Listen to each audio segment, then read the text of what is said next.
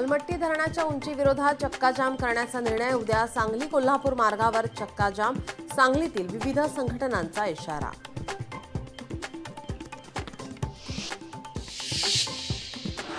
राज्याचे जहाज बांधणी दुरुस्ती आणि पुनर्वापर धोरण मंजूर, शासन निर्णय जारी करत धोरणाला मिळाली मान्यता.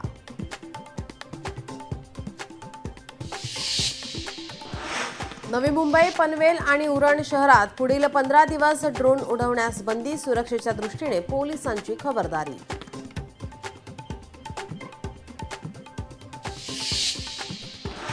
मनोज जरांगे पावसाळ्यात उगवणाऱ्या छत्र्यांसारखा आहे, ॲडव्होकेट गुणरत्न सदावर्ते यांची मनोज जरांगे यांच्यावर टीका.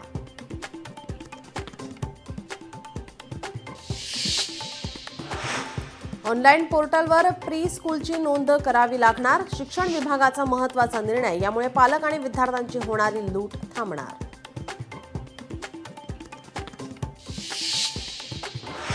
मंत्री दादा भुसे यांनी घेतली खरीप नियोजन आढावा बैठक, बी बियाणे आणि खतांचा तुटवडा होणार नाही याची दक्षता घ्या, मंत्री दादा भुसेंचे कृषी विभागाला आदेश.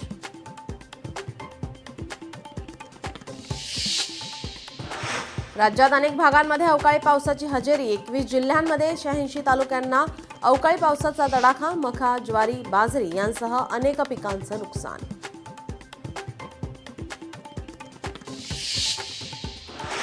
अमरावती जिल्ह्यात विजेच्या कडकडाटासह जोरदार पाऊस, वीज पडून महिलेचा मृत्यू तर 2 चिमुरडे जखमी, शेतात काम करत असताना घडली घटना.